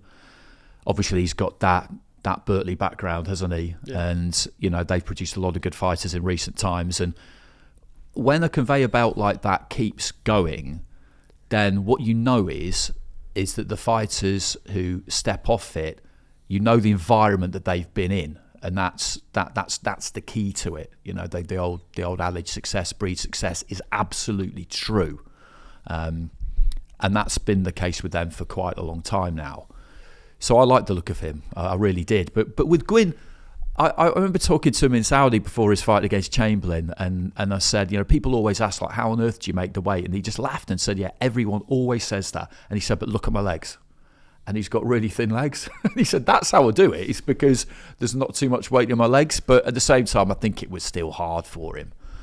And 34 years old now, so yeah, I'm sure he's grateful for the extra poundage. Yeah, absolutely. And what happened to him against Chamberlain, it was slightly unfortunate. And obviously that kind of facial damage is unfortunate because you don't want to sustain an injury like that. But although it's always a bit insane to say, oh, well, it's unlucky if you get hit and damaged because your opponent is trying to do that to you and you're trying to do it to them. But Chamberlain could have hit him with that punch a load more times and it wouldn't have done specifically what it did that night, because as soon as it landed, and I think the eye socket got broken and the eyes swelled up and he couldn't really see, really the fight was over. And the corner knew it, and they were just trying to keep him going, give him 2-3 more rounds, see if they could do something. But he knew, Tony Borg, didn't he? Yeah. You could tell that he knew that you've got a one-eyed fighter, and the longer it goes on, the worse it's going to get for him. And that, I do think, is... He didn't get the rub of the green that night, did he? Put it that way. Because as soon as that punch landed and it did that damage, then, like I say, essentially the fight was over. So I think it's quite an easy one to get over from that point of view. I think that's exactly how you look at it. You just think, well, you know, on any given night, anything can happen, really. That's what happened. I'm not going to be fearful of that happening again. And this guy, yeah, too soon. He'll be saying, you know, it's too soon. He's a good fighter, but it's too soon. I expect that's what we'll hear Gavin say this week. I'll be amazed if he didn't say it. I expect so, and it's something that, you know, one or two people are saying ahead of the fight as well. That Gavin Gwynne, he's former European champion. His last fight was a European champion. He's got some really good wins on his resume. Obviously, the big win over Sean McComb. He had the stoppage win in the return bout against, I forgot his name now. Other Welsh kid, what's his name? Craig Woodruff. Craig Woodruff. First fight was really, really good. I quite like Craig Woodruff. Yeah, they were good fights. Really difficult name to say, Craig Woodruff, but I do like him. Very slick on the outside, but like dominated that rematch. Obviously, stopped him in 5 rounds. Had the Emiliano Marsili fight. Marsili was very, very good in that fight, if you remember, until he was pulled out with the injury to the shoulder. But yeah, Kieron Vuong 6-0. I mean, he had that win over Jeff Ofori, and even in that win over Jeff Ofori, you started to see as the rounds went on, and certainly the late part of that fight, Jeff Ofori, somebody very, very experienced that knows how to get through the rounds and make things difficult and make things physical, had some success late on in the fight. So it could well be one of our favourite matchups, Andy, where for the first 4 or 5 rounds, Kieron Vuong looks too fresh, too young, too long, too big, whatever you want to call it, and then just that tipping point in those middle rounds, and that will be, whatever he says going into the fight, what Gavin Gwynne will be banking on in the back of his mind. Yeah, it will be, and I do really enjoy those. Like we're the same, because it's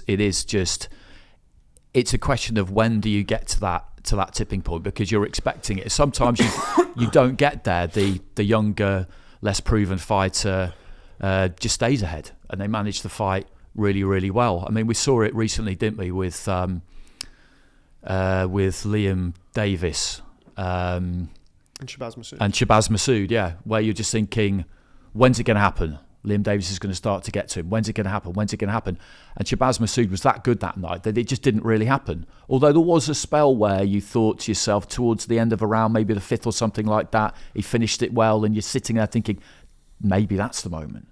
But he's got to go out there and really kind of build on it in the next round, and he wasn't quite able to do it. But sometimes you do hit that tipping point almost exactly halfway through, and then you think, oh, okay, this is going to get really interesting now, because you expect the one fighter to dominate. And sometimes you have a bit of a classic where that does happen, but then the other one responds and digs in and makes it to the tape. And those ask all sorts of questions of people, fights like that. And if you're in the Cameron Vuong business, you half want that. You want him to respond and come through some adversity and win. But if that is what happens, that's kind of, with your matchmaker's head on, that's the ideal scenario, I think, because that just ticks a whole load of boxes. But Gwynne will be confident that, yeah, he can drag him into a fight that he's not been in before. I think Vuong and his team will be buoyed by the fact that he did stick it out against Jeff Ofori when things got tough in the second half of that fight. Obviously, Gavin Gwynne will argue that he's a better fighter than Jeff Ofori, more experienced. Maybe he is, maybe he isn't. Jeff Ofori boxed everybody. But yeah, really, really interesting fight, and one that I agree with you. I think we will find out an awful lot about Cameron Vuong. If he can do a job on Gavin Gwynne, or even just beat Gavin Gwynne in his seventh fight, I think that'd be very, very impressive. Yeah, it would. It absolutely would. And we were talking earlier on about the O, and let's say he doesn't win, Cameron Vuong. Let's say, he just runs out of gas a bit towards the end, but he shows big balls, hangs in there, no quitting him, gets put down, looks like he's on the brink, and he loses on points, and there's no real controversy about it. He gets overhauled in the second half. All of those things we just talked about. That's not bad for him, is it? It's not the end of the world. It's not the end of the world. You think about how many positives you could take from that if you were him. It'll hurt like hell, and it'll be difficult to get over, and all of those things. But if something like that happened, you'd be telling him after a few days, listen, like, you learned more in that fight than you learned in all your others put together. Yeah, you'd probably be telling the matchmaker something different, but you'll be telling. Yeah, maybe. Yeah. Okay, final fight to discuss from this weekend's show. Really, really good card. I'm really looking forward to it. It's actually going to get me out, going to get me off the sofa. I was going to say, you're going up for there, one night and one night only. Kieron Conway versus Ryan Kelly for the vacant Commonwealth middleweight title. Another really good fight. You've got two Midlands-based guys, Birmingham, Northampton's Midlands. It's fine, same sort of area. And a really good fight. Kieron Conway, sort of like the man who will never, not that we want him to, never go away, really. He finds himself getting into these big opportunities and these big fights. Still feel like in Kieron Conway, there's something that we haven't quite seen yet that I really want to see from him. I think so, yeah. I think there's more to come. There's something, isn't there, where you just kind of, I don't know what it is. I don't know if it's pace in his work. I mean, he doesn't have to be a puncher. People always talk about the fact that he punches correct, and he's an Adonis of a bloke, but he doesn't really, he's not a lights out pounder, even a real puncher. But there is something in there when you look at Kieron Conway, you just can't quite put my finger on what it is. Yeah, me too. But I think there's a big performance in him. I think, and he's had some really good performances. The win over Linus Adofia, which comes back end of last year. Yeah, stoppage win. And I covered a couple of his kind of earlier fights, and I just always liked Team Conway. They were just like, his old man's good fun. And they're just, good to be around. And he took that fight at 3 weeks' notice, I think it was, against Ted Cheeseman, and got the draw and boxed really well. And you could see that technically he was a good fighter. He was calm under the kind of pressure that Cheeseman tried to bring, which up until that point had worked really, really well on pretty much everybody from what I can remember. I think that was that pre or post Sergio Garcia, which was his first defeat. But anyway, he was post. Yeah, it would have been post, Yeah, I think. post. So it hadn't worked against everybody, but he was still a massive favourite in that fight. And Conway just showed that he had the kind of ring temperament and technique, and he was able to marry the two together where you just think, wow, there's real possibilities. And he was part of that super welter scene, which was thriving at that point, but he just didn't really get that opportunity again. And you could argue that since then, that's kind of continued to be the case, and he's taken some tough jobs and lost a couple of fights. Once against Amo Williams, isn't it? And Sissoko was Sissoko on the Canelo. I think it was Canelo Saunders undercard. So he's been happy. Yeah, it was the Canelo Saunders undercard. If you remember, he dropped Sissoko. Yeah, in the 9th he's round. been happy to take any fight basically. And if you look at his record since that Cheeseman fight, he's probably not boxed as much as he would have wanted to. That I think I looked at the other day, and it comes out not much more than twice a year. I think maybe 11 fights since then in 5 years, which, given the level he's at, he would have wanted to have boxed more than that, definitely. Yeah. And he was in the prize fighter, the Japanese prize fighter that Matchroom had planned, which looked perfect for him. But again, that ran aground, which was a shame. So I do feel like there's more to come from him. Yeah, and he's done well already, but I do feel like I always have that there's something else in there. Yeah, and it's a compliment to him that we do feel that way. But yeah, you mentioned there about the Ted Cheeseman fight. So since Ted Cheeseman, the split draw, he had a win over Craig O'Brien. Had the win over Macaulay McGowan, the toughest man in the world. He had that loss to Suleiman Sissoko, then had a good win over JJ Metcalf in the fight following that. Boxed Amo Williams on another Canelo undercard. He's a regular mainstay on the Canelo Alvarez undercards. That was another fight where I felt like, don't get me wrong, there were pockets of that fight where Amo Williams' athleticism and his kind of the way that he jumps into shots, and he can be quite erratic sometimes, Amo Williams. I felt like that was sort of a good antidote to the more measured approach of Conway. But again, it was a fight where I felt like if you could have done a bit more in a few areas of that fight, he could have had success, but obviously he didn't. And he had that really good win over Linus Udofia, which, I mean, we spoke about it earlier with Gavin Gwynne. The eye went of Udofia, which is unfortunate on his behalf. But up until that point, I thought Kieron Conway had boxed well. But this is a fight against Ryan Kelly. With respect to Ryan Kelly, Kieron Conway needs to win this fight.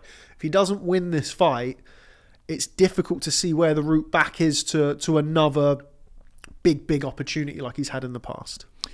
Yeah, it absolutely is that fight. Ryan Kelly, he's a fighter who people, I think, underestimate. I don't think Conway will be underestimating him, but you look at his record, and I remember covering his fight against Brad Pauls on the undercard of Linus Udofia against Denzel Bentley, which was a terrific fight, and that was a British title eliminator. Brad Paul's obviously now the British champion, and it was very, very close. His team John Costello, his trainer, was absolutely fuming that he didn't get the decision. I just thought it was really close, and it could have gone either way, and he didn't quite get it. And you look at the people he's lost to, and it's a good list. Michael McKinson, Hamza Shiraz, Brad Pauls. I think he's got one other defeat. Adam Harper. I remember I covered that fight. That was an area title fight on a kind of big Birmingham show a good few years ago now, and that was a very good 10-rounder. And Harper did enough, but it was very competitive, and you felt like that was one of those ones where he would really learn a lot. So that is, McKinson is very, very difficult, very, very good fighter, and Hamza Shiraz, has been pulling up trees in the last year or so. So he's got plenty of ambition left, Kelly, and I think he'll look at this and feel like this is perfect for him. It's perfect for him. And I wouldn't be surprised if from Team Kelly this week there's a bit of chat about, I just hope we get a fair shake. I'm in your way corner. I'm not. Let's just all. This has got to be. And you think about it as well. Sorry to interrupt. You think about it as well. Conway's had some very close fights. Close fights. The JJ Metcalf fight was close. He obviously had the draw with Ted Cheeseman. And he's got that type of style as well. As much as we say he can do more, if you're in the opposite corner, you're Ryan Kelly, it's like, yeah, but he doesn't. And looking at that's the flip side to that. Yeah, we feel like we can do this. And like there are massive lulls in Conway's performances where you can pick up points. You don't need to be hurting him. You can just be busy and you can outwork him in those crucial moments.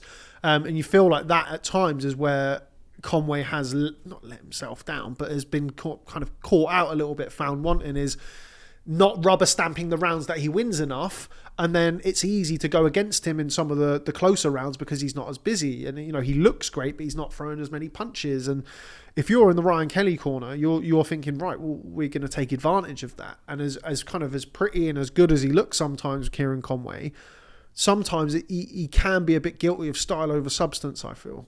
Yeah, I think that can often be true, can't it, of fighters who are technically good, because they may well, in the eye of that storm, they've got enough composure and a good technique to feel like, okay, but I'm better than you.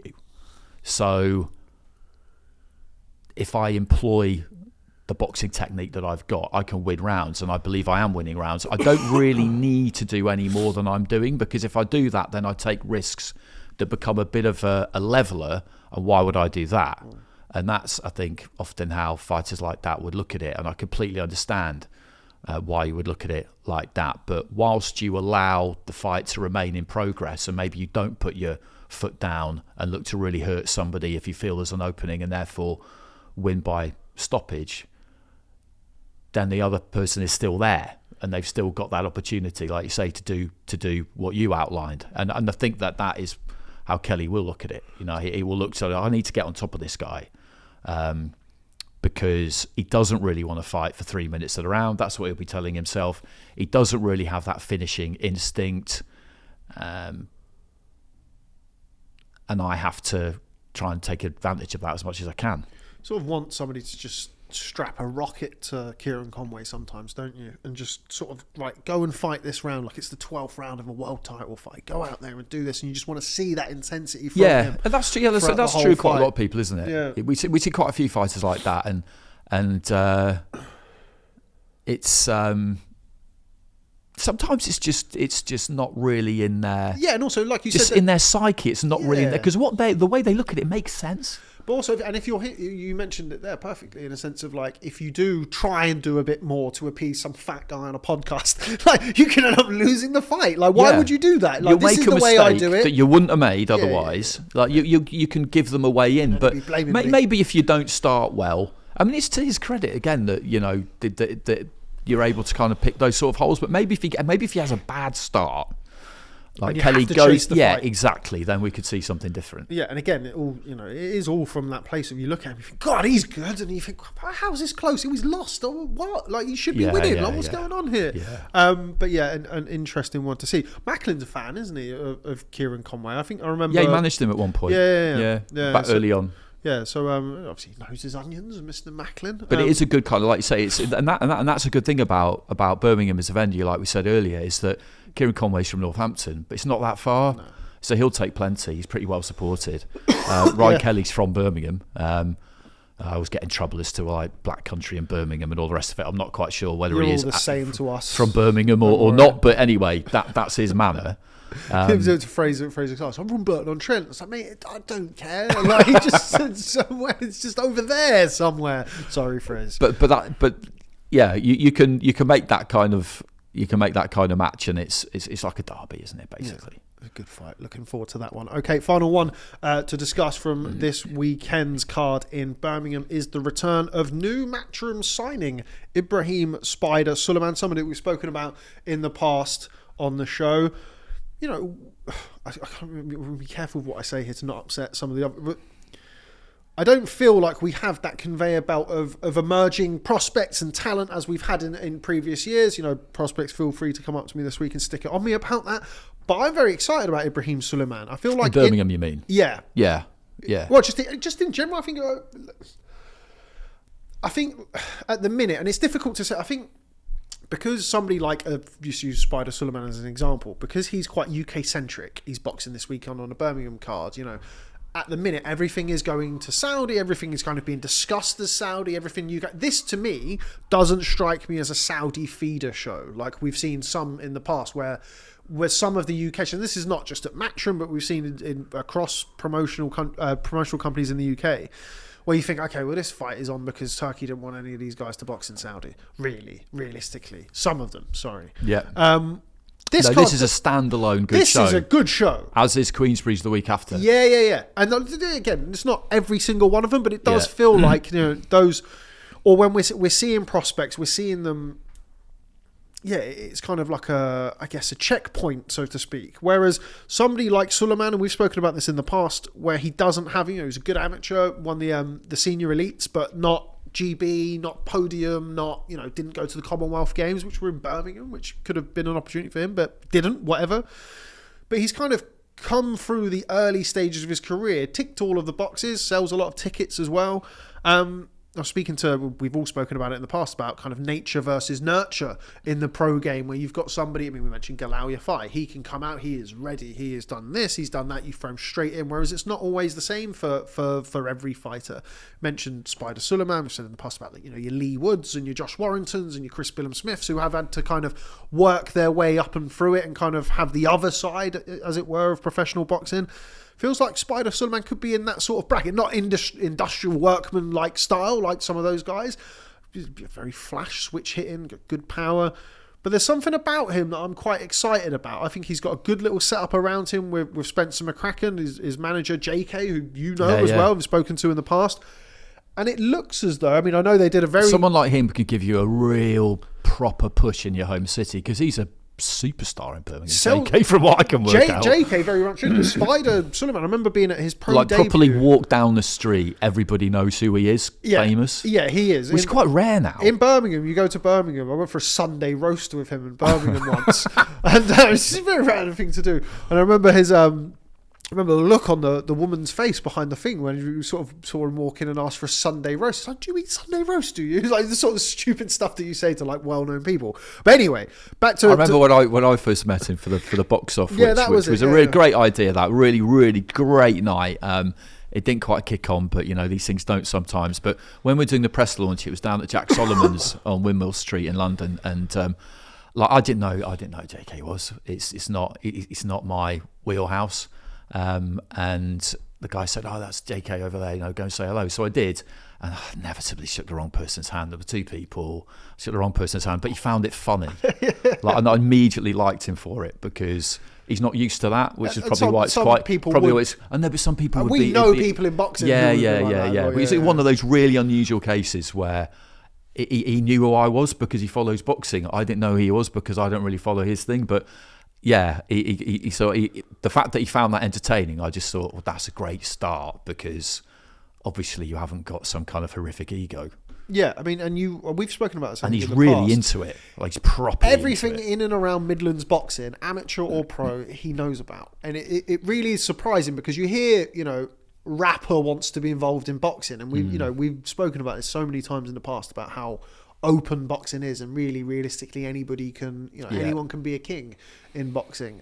It's got the open doors, and you hear that and you think, well, I started talking to him about the amateurs. What's going on there? Yeah, and, exactly. And he was immediately just like, wow. He was like, great. Like he was just like, because he doesn't know on that kind of card, like, do I just pay attention to people at the top of the bill and whatever? But it's just, we started having an amateur chat, and he was so up for it. And he's with Sulaimaan, who boxed, went up to GB, and it didn't quite work out for him, as it doesn't for a lot of people. And they go a lot of people will go have their own experience. I'm always very keen, as I'm sure you are, to speak to people about what their GB experiences are like, because you can speak to two people who were there at the same time, give you two completely different stories. It's not for everybody, and sometimes it works for you and sometimes it doesn't. Just because you do well at GB doesn't mean you're going to be a good pro, and vice versa, and blah blah blah. But JK was very much with him throughout that period of time, kind of arranging his spars and going to all of his fights. He's at the McCracken's gym, which is in Tyseley, Birmingham. Any gym that bears the name McCracken is one to be taken seriously. If you're plying your trade out of a gym where you've got, Spencer McCracken Senior as well as Junior in there, and the McCracken name, they're not going to take any fucking about. No. You're not going to be able to go in there and just kind of chance your way through it because you've got a few 100,000 Instagram followers. So it's been a good build to this point for Spider Sulaimaan. which has obviously culminated in this promotional deal with Matchroom Boxing, which kind of seems like nowadays and the kind of, I guess, the higher stakes things are getting around the sport, you know, promotional contracts or like multi-fight contracts for, you know, fighters who don't have a huge esteem coming out of the amateurs are not as commonplace now. You don't see that as often. You've got fighters who are not really signed, but they're affiliated, as Spider Sulaimaan was for the first half a dozen fights of his career, but now has that deal. But there's a lot to like about him in the ring. It seems as though, as we've mentioned there, kind of all of the bits are around him, and with somebody like JK, who's very well known, certainly in Birmingham, but also in the UK, you know, he has the potential to plug you in and get you out to a wider audience. But from a boxing perspective, there's a lot to like about Sulaimaan. He's a very different proposition, is he, to some of the other prospects that we see?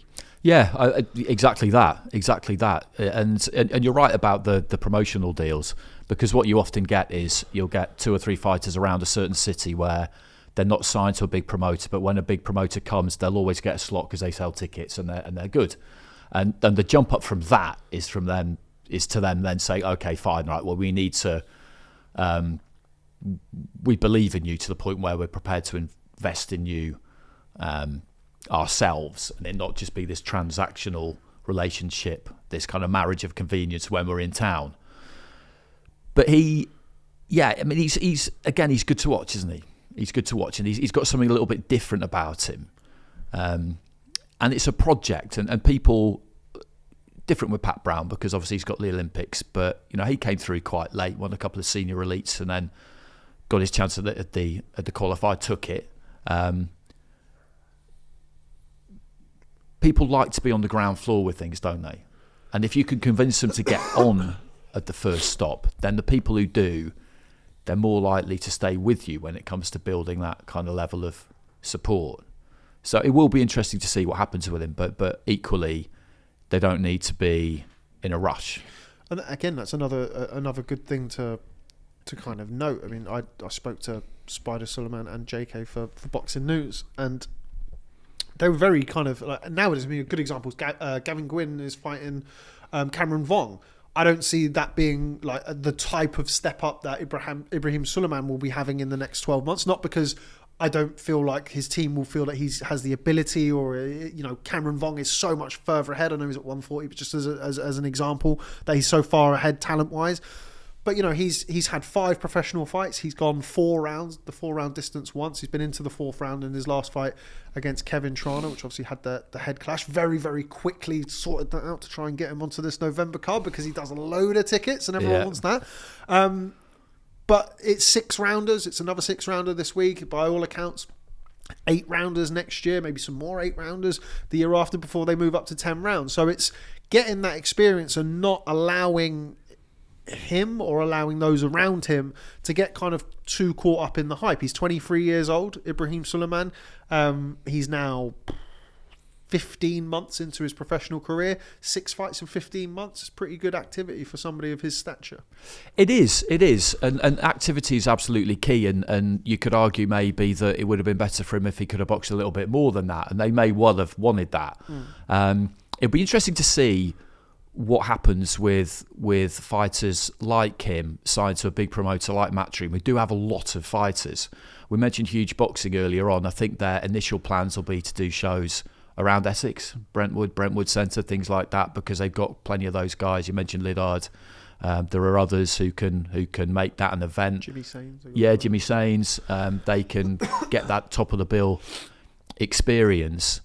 But with somebody like Sulaimaan, get him out on Matchroom undercards, but to get him boxing regularly and to get him a different kind of experience, if they were to do one of those huge shows in and around Birmingham, then you can get him that kind of experience that way. Or John Pegg does shows, get him, you know, maybe he's been on one already, but you know, that's quite a tight-knit community. Errol Johnson. You know, you kind of you loan him out almost. I saw Matchroom do it with Sains and Lidard. We've got Zelfa Barrett this weekend. Yeah, exactly. And that on Boxing News. That makes all the sense in the world, because everybody wins. I saw Saints and Lidard on the Johnny Clarke show at Brentwood, and they sold it out. I talked about it on the pod, I'm sure. And it just made sense for everyone, because they got to box at the top of the bill where there's expectation late in the night in front of a pretty much sold out arena. Johnny Clarke sells a load of tickets through them and gets 2 good fighters on his show. Matchroom get their guy really good experience that they can't give him at the minute because you're looking at headline cards. Yeah, they're boxing early in the night. Yeah. So it's one of those scenarios where everyone wins. Everyone wins. And if you've got a big stable, and Matchrooms and Queensberry's are getting bigger all the time, then you need that.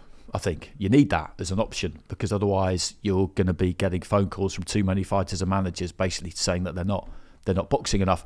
It'll be really interesting to see what happens when Queensberry joined the zone in April and you've got Matchroom and Queensberry, in terms of how many dates that will translate to on the zone, because they've both got big stables, but maybe they need these lower tiers now. And I don't think it's a coincidence that Huge Boxing has started up fairly recently, and there's Box Nation too, because it could be that they want to do, I don't know, 12 to 15 each, like 25 to 30 on the platform. Obviously make sure they never clash, because there's Saudi stuff on top of that, and then you've got American stuff, and you don't want to stretch yourself too thin. Misfits as well. Yeah, and misfits, and you don't want things to be under-resourced.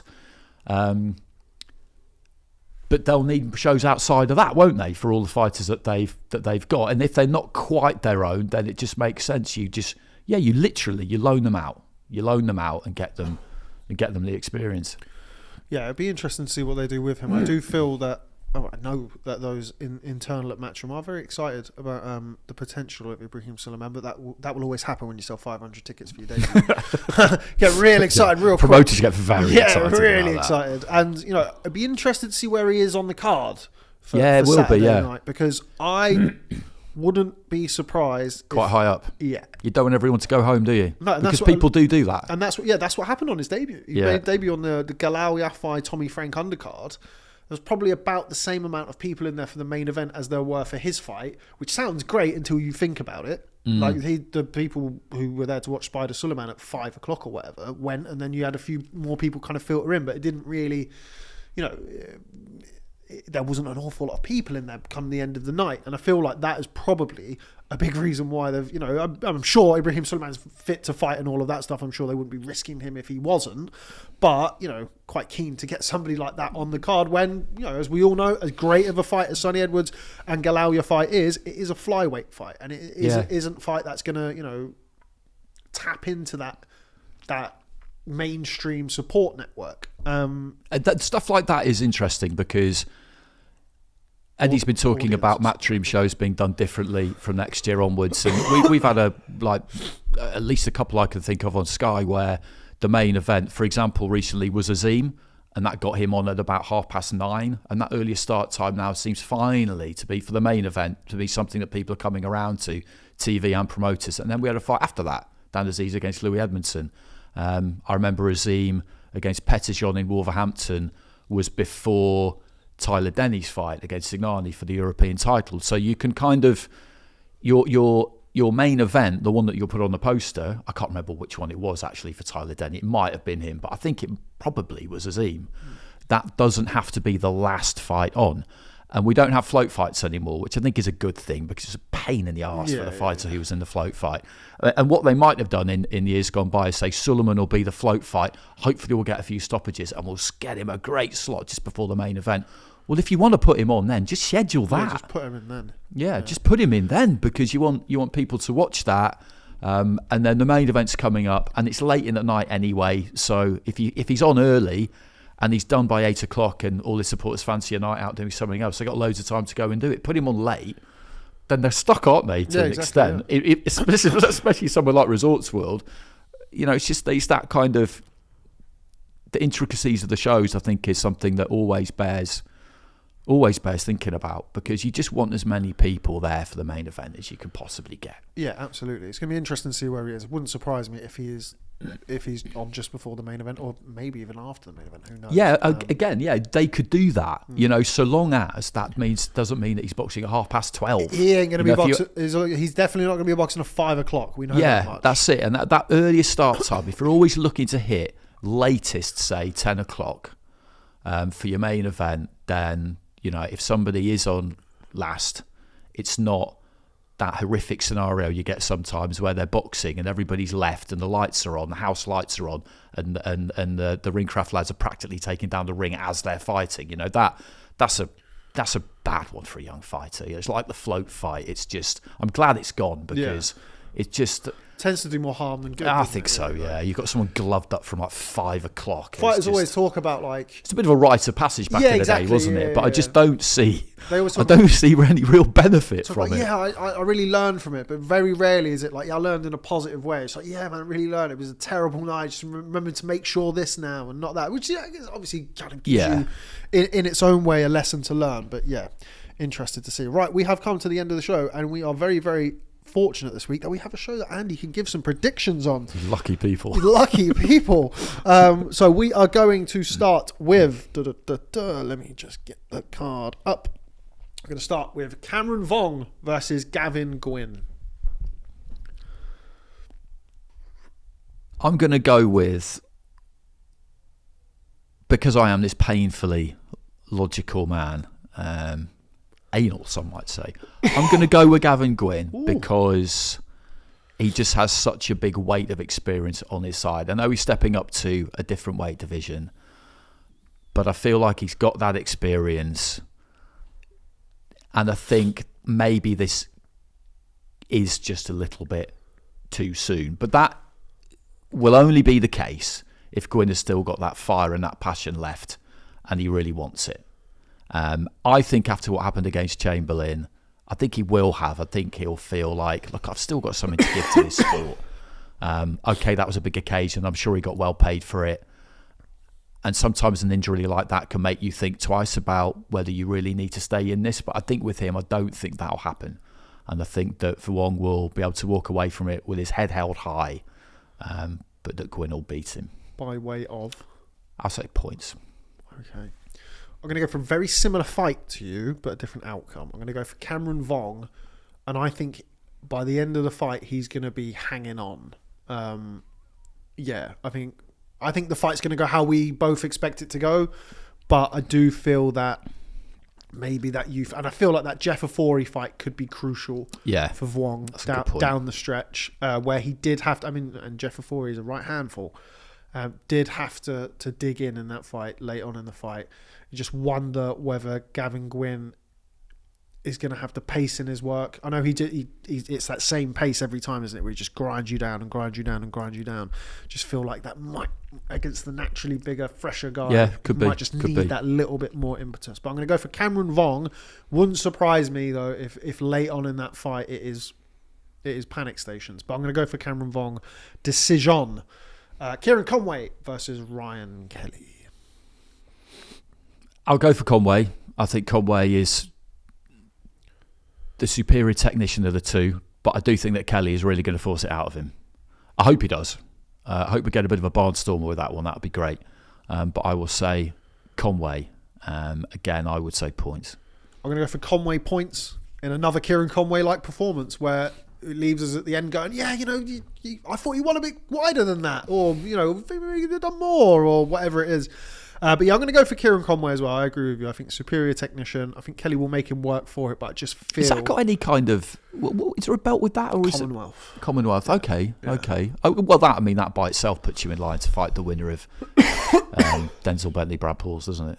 Yeah, it's going to be interesting to see what the winner of Denzel Bentley and Brad Pauls wants to do, because they're now loftily ranked with the... That's true. Or there could be maybe vacate and then you're in line to fight someone else for it. I'm not going to fight Kieron Conway. I'm going to fight Janibek. Good luck with that. But anyway. Okay, and on to Conah Walker versus Lewis Ritson.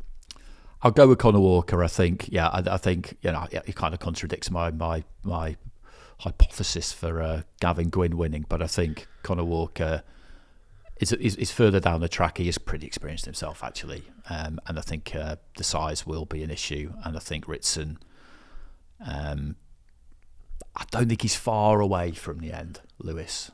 And I think a late stoppage. Yep, I agree. I'll go for Conah Walker. I think he'll grind him down. Very attritional style. I don't think Lewis Ritson's going to be able to carry enough power at welterweight to push him back. I felt like that was really what won Lewis Crocker the fight, was those big shots. And I just don't feel like Lewis Ritson, even though I thought Conah Walker nicked that fight, you can see why Crocker got it. Just don't think Ritson is going to be able to hold him off. I don't think he's going to be able to get that respect from Conah Walker. And I think Conah Walker, by way of body shot stoppage in the second half of the fight. Okay, nice and specific. 7-8 rounds, something like that. Conah Walker to win by stoppage. And last, but of course by no means least, the main event of the evening, Sonny Edwards and Galal Yafai for the WBC interim world flyweight title. So, I'm going to say with this one, it's going to be a really good fight. I think it'll be an absorbing fight because there's a high level of technical ability from both of these two. And I'm going to say that Galal Yafai is going to put in a tremendous performance.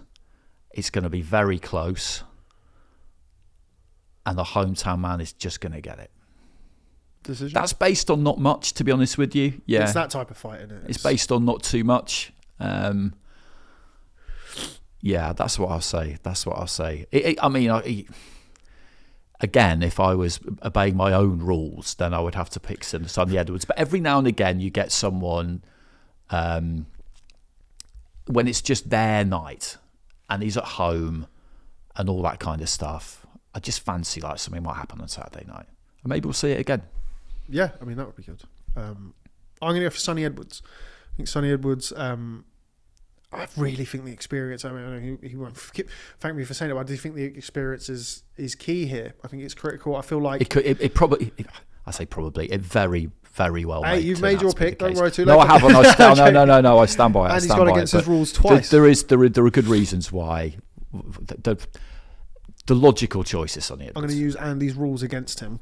Andy's logic against him. I've already done it myself. So. But yeah, I do feel that in the fights that we've seen, look, with respect to some of the Galal Yafai's opponents, I don't think some of them have really been up to much in a sense of, I think... it would be a big performance for him to... Yeah, but I think really when we've seen him go past 4 or 5 rounds, Rocco Santamaro was one example, obviously much different stylistically to Sonny Edwards, this big fucking strapping Mexican fella who's going to... he's going to come forward. It's going to be attritional in the same way that an Edwards fight isn't.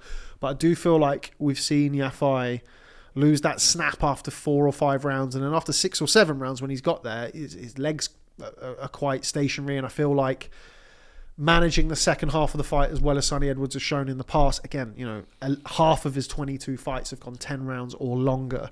Yeah. 7 of them have gone 12 rounds, and you've got Felix Alvarado, Maruti Mtalani, Muhammad Wasim, like these are top-notch fighters, and I feel like that experience will be critical for Sonny Edwards. If Galal is going to get the job done, I think he needs to make a dent early in the fight. I think he needs to come out and he needs to hurt Sonny Edwards in the first 4 or 5 rounds of the fight. I cannot see Galal winning a boxing match. I can see him winning a decision, but I don't think it's a boxing match if he wins a decision. I think he's going to have to hurt him. He's going to have to drop him.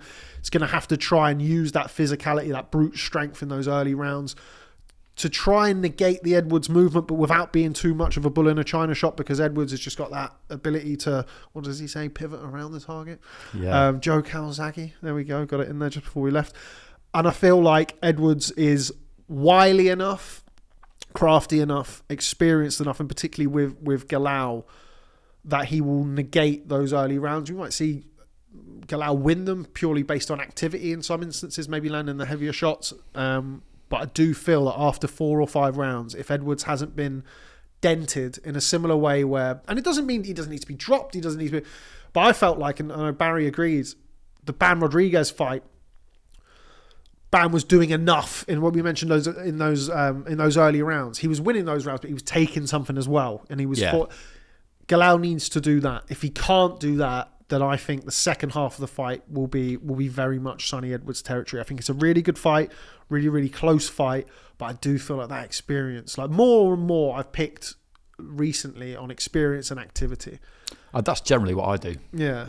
So I'm going to go for Sonny Edwards, just not on this card, but going to go for Sonny Edwards. I just feel like, so every now and again, you just get this big night where the less fancy fighter it all just happens for them.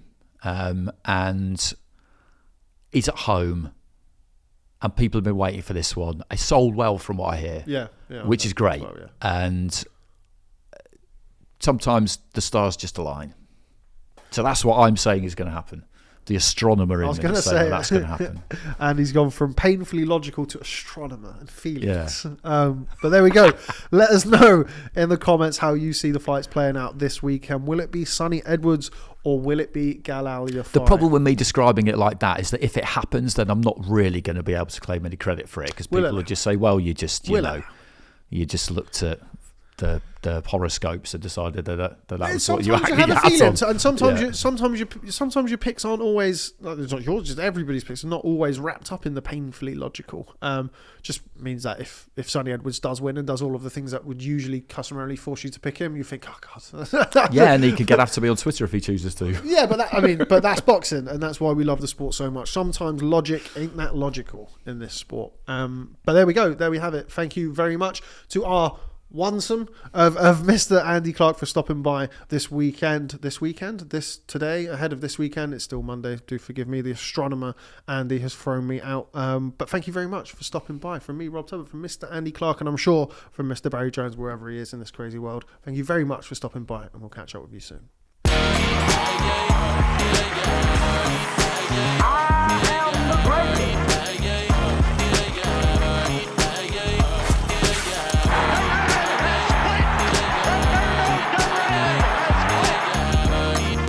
That's what's on my mind.